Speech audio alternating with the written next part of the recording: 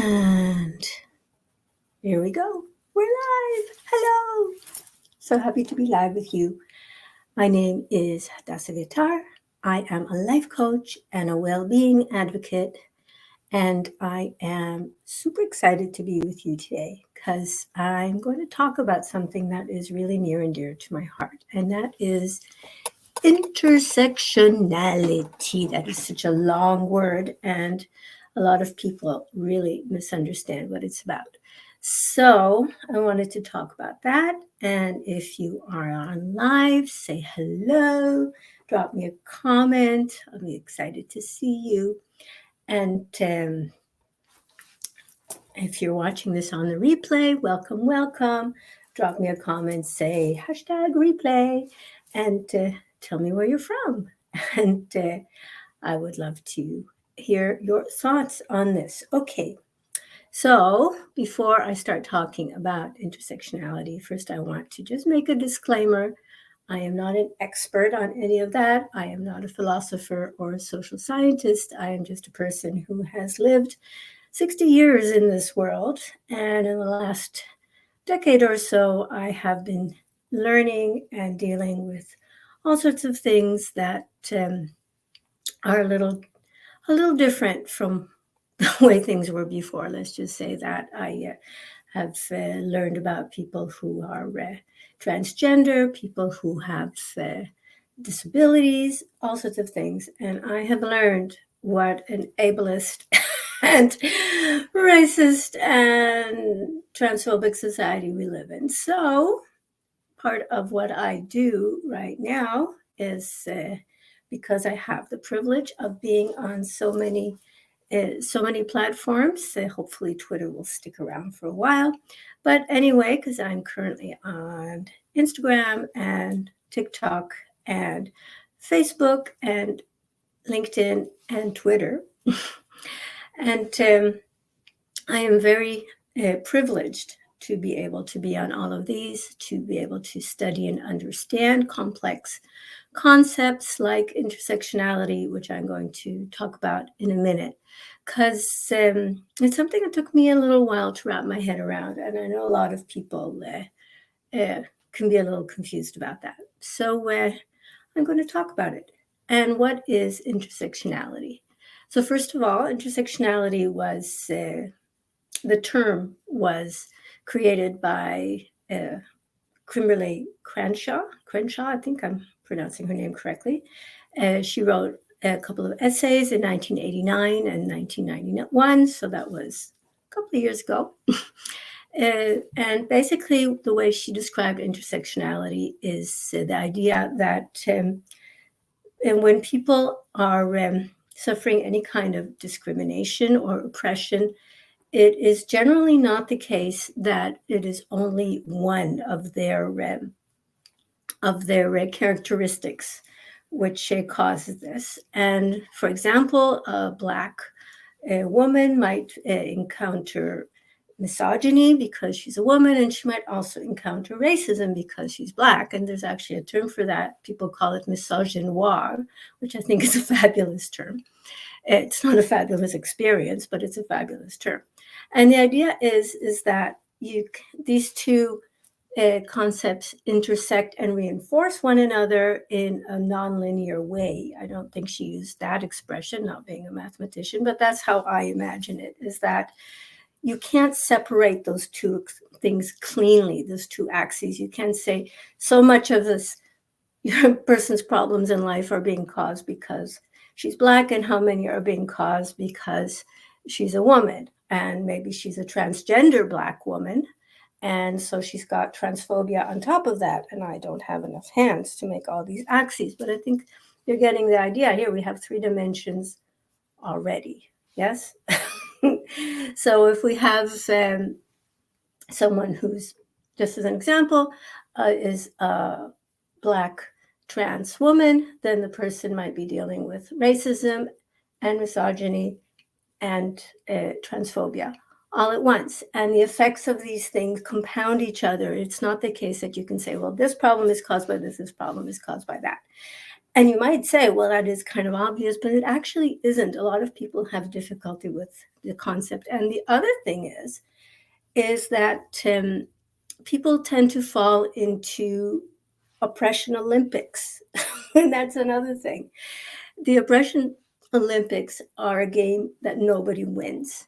I've had people come on for instance, on my Facebook page when I had said some few things about this, and the person, I'm not entirely sure the person was arguing in good faith, because conservatives don't always argue in good faith, but the person was basically saying, I am trying to figure out whether a black woman is more a black straight woman is more oppressed than a white lesbian or whatever. And I was like, what does it matter? We're not doing oppression Olympics here. Everybody loses in oppression Olympics. Nobody wants to win anything in those. Basically, the idea is that we should, it was a thing when I was talking about privilege. And calling out privilege can be a very multi-layered thing, right? Because I think there are very few people in the world who have only privilege and no oppression at all. Maybe maybe Elon Musk, but most of us have something. We might be, maybe we're white, but just as an example, I am white, but I am Jewish, so anti-Semitism is an issue for me. I have been spent most of my life identifying as a woman, and so there's always misogyny to deal with, and it's just part of life. And we're so used to it. Some of us don't even maybe notice what's going on, but it is a fact that if you are perceived as a woman, you are going to deal with misogyny in patriarchal societies. So that's just how it is. And in some times of my life, I have been more or less disabled. I was talking with a friend just the other day. I wrote a piece in one of our little local newspapers about ableism. And I mentioned that when people are in wheelchairs, people tend to think that just because they can't walk, they also can't think, or something weird like that. And my friend was telling me that she had a situation that she had day surgery on her foot. She had a mole or something removed from her foot, and she couldn't walk that day. And so, but she needed to go to Costco. So her husband took her in a wheelchair to Costco. And she said people treated her like she was a complete idiot. Basically talked over her head, or they addressed everything to her husband, asked him questions about what she wanted. It was like, it was an eye-opener for her, and it is for a lot of people. And not everyone has the privilege to be able to just get out of that wheelchair like my friend did after her foot recovered and she didn't have to use it anymore. Some people are in and out of wheelchairs their entire lives, and some people are just in wheelchairs, and that's just how their life is.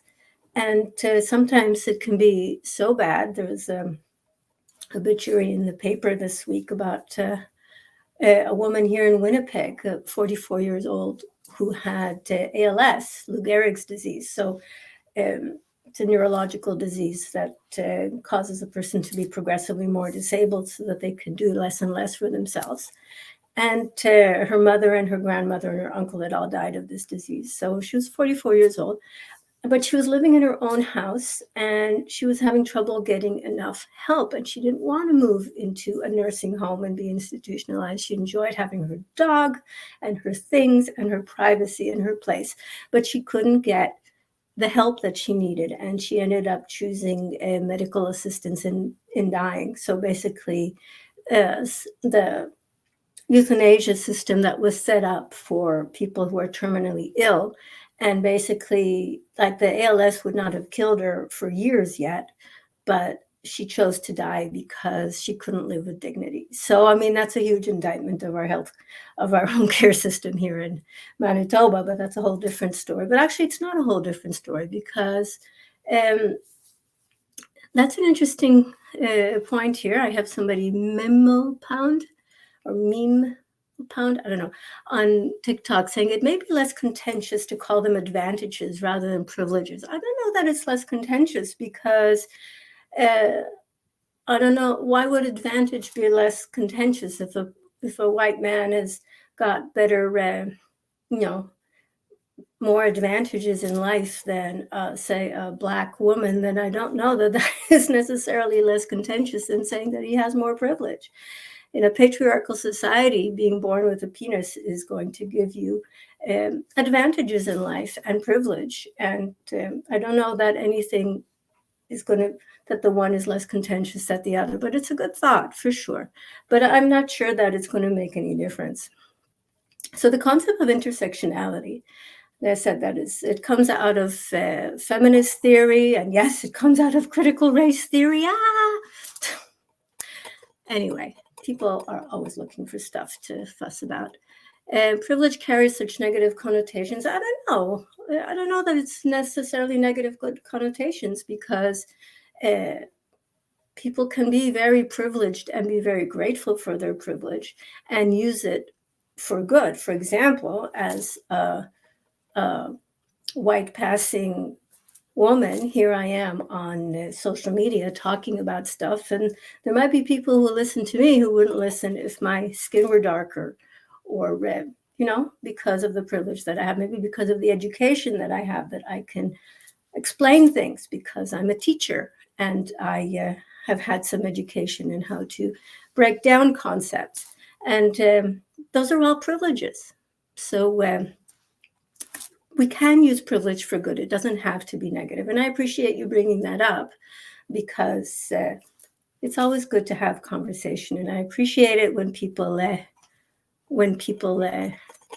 tell me what they're thinking. It's always so much nicer when you actually have a conversation than just sitting here talking to myself. Although I do have some points that I want to go through. So as I said, let me just double check her name. Kimberly Crenshaw. Yeah.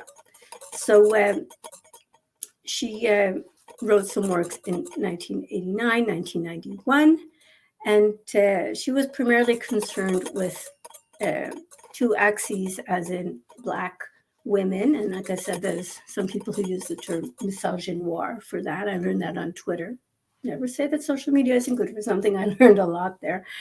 And it's interesting because when you look at feminism, okay, like the suffragettes and so on, they were primarily white middle class women. And there was a lot of concern that Black women were being, in North America, were being excluded from feminism, that feminism was basically for white women. And in fact, here in Manitoba, where I live, I remember learning that like Manitoba was one of the first provinces in Canada to give the vote to women in the early 20th century. But it is my understanding that the reason they did that is they wanted to give the vote to white women because they didn't want Métis men to have, just because of their numbers, they were concerned about the white men being able to outvote them in things that mattered to them.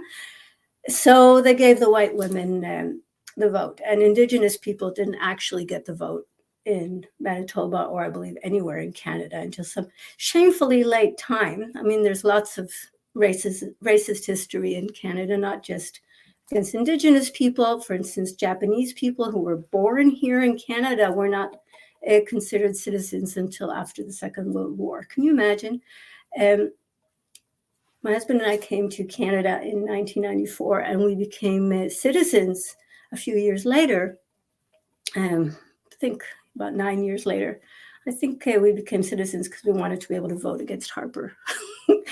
But the point is that our judge at our citizenship ceremony was a Japanese Canadian.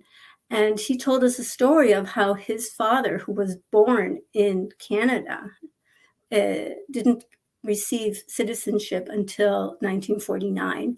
And then when his mother passed away, he found in her purse, she carried his father's citizenship card around with her for years and years and years. So can you imagine? That is just, so racism is not just against Indigenous people in Canada, and certainly not just against Black people. There's certainly here in Manitoba, there are more Indigenous people than there are Black people, but the same dynamics play out. And certainly intersectionality is an issue because Indigenous women and girls and Indigenous, what they call two-spirit people, are what you might call non-binary, but it's a term that's specific for Indigenous people, are definitely the recipients of a lot more violence. There's this whole thing about missing and murdered Indigenous women, girls, and Two-Spirited people, and it's a serious problem, and it's definitely an intersectionality issue because they are at the axes of being, say, if you are Indigenous woman, then you are Indigenous, you are a woman, and if you happen to be someone who is also Two-Spirit, then you might be dealing with any sort of transphobia or homophobia that is on top of it. And it's an issue that a lot of people deal with in this province, but not just in this province. Let's go back here. There we go. And I wanted to mention also Sojourner Truth. I've been reading some articles about this, and of course they're mostly based in the United States issues where, I mean, Indigenous people have had a hard time there too, but they did a much better job of their Indigenous genocide than people here in Canada. Not that they didn't have a genocide here too, but it was much more effective in the US. So just in terms of sheer numbers, Black people are much more visible in most parts of the US in terms of oppression. And so I was talking about, for example, in terms of the early feminist movements that were led primarily by white middle-class women. And even later, when you're talking about, for instance, I remember Betty Friedan and the feminine mystique, and even Simone de Beauvoir with The Second Sex. I remember reading that as a teenager. They're all very, very, very white and very, very middle class. And that's their experience, which is fine. But the thing is that when Black women were trying to tell them that they were leaving them out, for instance, you look at the work of Bell Hooks, for example. I love Bell Hooks' writing. She's just has a way with language. And she definitely talks about how this whole axis of patriarchy, misogyny on the one hand, and then racism against Black people on the other. I can certainly speak to anti-Semitism, which is becoming more and more of an issue in North America right now. Well, in Europe as well, but North America is where I live. And it's when you're looking at things through the lens of intersectionality, then it makes a lot more sense to understand the different communities that should need to be working together to deal with all these different axes of oppression. And like I said, oh, hi Tracy, thanks for commenting, and hello Warren. But it's interesting because when you think of things, like I said, with these axes of different kinds of marginalization, and thanks Tracy, that is the word I was looking for, different kinds of marginalization, whether it's anti-Semitism or anti-Black racism, anti-Indigenous racism, or ableism. I was talking about ableism last week, and also I put, like I said, I wrote an article in one of our little local papers. I should probably grab the link and stick it somewhere because it was a rather good piece, if I say so myself. But the thing about it is that ableism is going to become much more of a problem in our days because of the number of people who have been disabled by COVID. And they may not realize it yet. They may think that, oh, I'm just a little tired, it'll pass. But the point is that for a significant fraction of people, it doesn't pass. And then all of a sudden they have real difficulties with running their actually being able to work, actually being able to have a life. And when people are disabled, I was listening to, I've been listening to audiobook by Peter Hotez, I think it's pronounced. He is, Oh, that's interesting. And let me just finish my thought about Peter Hotez. Last week, I got completely derailed by interesting comments that I got from people, but I just went off the rails. So I'm going to try and stay on the rails this time. Peter Hotez was talking, his virologist and epidemiologist, and he was also vaccine ambassador for the United States. And he's talking about poverty being a major factor for disease, and how when people and the other way around is that when people become sick and disabled, they will often be plunged into poverty because they can't work. And I was going to get to that, Tony. In capitalist societies, if you can't work, you won't eat. And no, and yeah, and Tony, and this is somebody on TikTok who says, a major issue with intersectionality is that it completely trivializes the class aspects. And that's actually, it doesn't trivialize it. It's part of it. You can definitely build it into intersectionality, because you're right, class is important. And I have mentioned that, for example, the early feminist and even the second feminist waves, and a large part of what's happening right now they're not only white, they're also middle class. I mean, if you look at Betty Friedan with the feminine mystique, with all that whole business of, being, sitting at home with children behind a white picket fence and going bananas, it's a very privileged situation.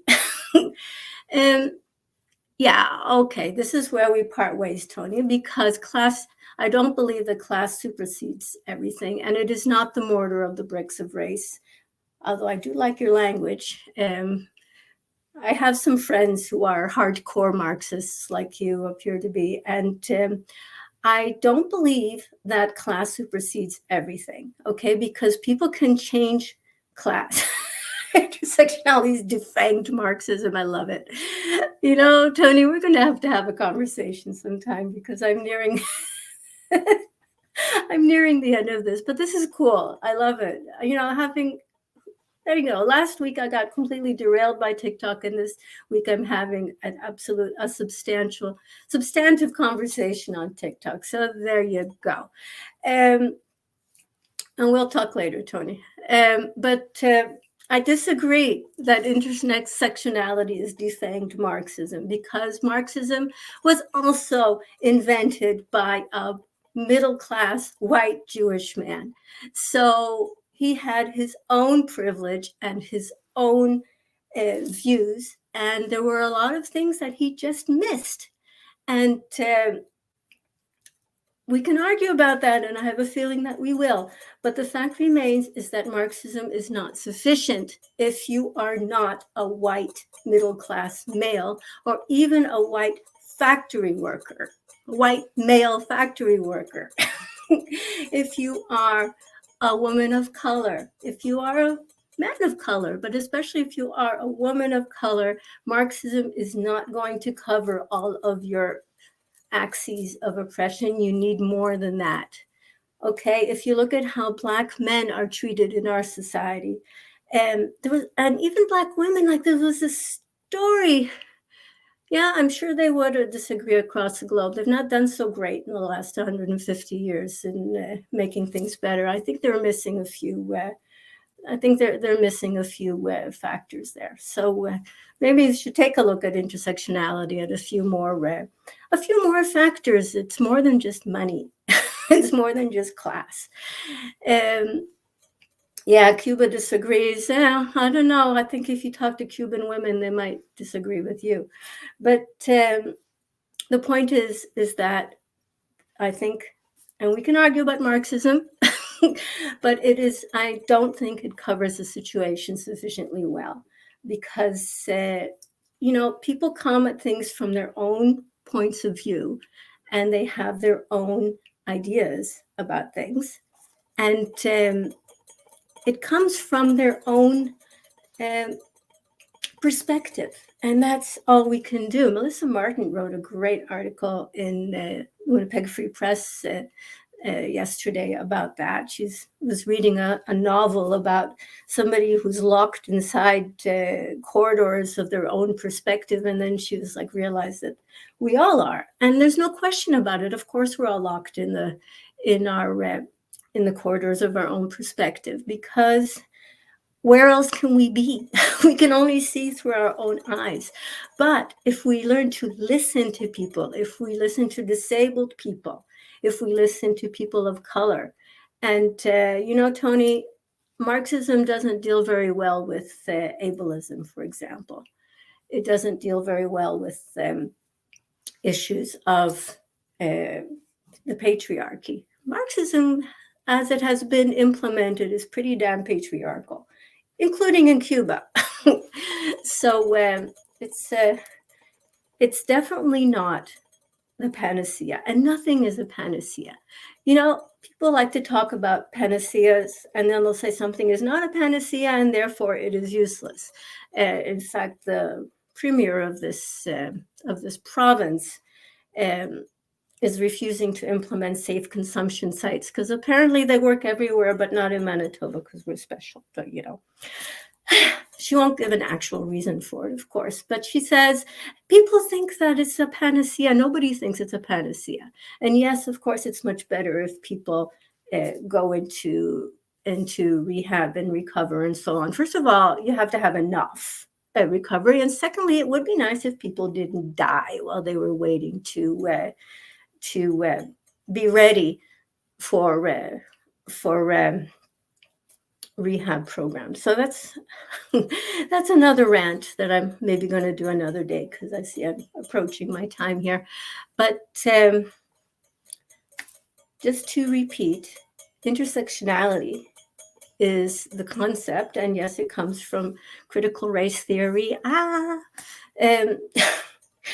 Intersectionality is about the idea that people are complex, and society approaches people with different axes of discrimination or oppression or marginalization or whatever you want to call it. And the reverse is that people have different levels of privilege. And the same person will have some discrimination, some marginalization, and they may also have privilege. There are very few people who have only privilege, and I don't think there are that many people who have no privilege whatsoever. I mean, most people can find somebody who has a harder time than they do. So, I mean, for example, just an example, in our society, if you are a white Christian straight male, you are at the top of the heap. You might still be dealing with class issues that my friend Tony here on TikTok mentioned so trenchantly, I think is the word I'm looking for. But the point is that if you are a white straight Christian male in Western society, you have a lot of privilege. You might still have some axes of oppression, for example, the economic or other things. But if you are, for example, a person of color, if you're not Christian, if you're not white, if you're not male, if you are not any of those things, then you are going to have more axes of discrimination or marginalization, and you might have different kinds of privilege. But the point is that, so it's not, let's repeat, it is not the oppression Olympics. Nobody wins in the oppression Olympics. Everybody loses. So that's not what we're doing here. We're not trying to say, oh, this person should get more support than that person because they are, no, everybody deserves support for whatever it is that they are dealing with. And like I said, a lot of people who don't even realize it yet, who have blithely allowed themselves to be infected and reinfected with COVID-19 are going to find themselves disabled. And they're going to be finding out what a god-awful ableist society we have built.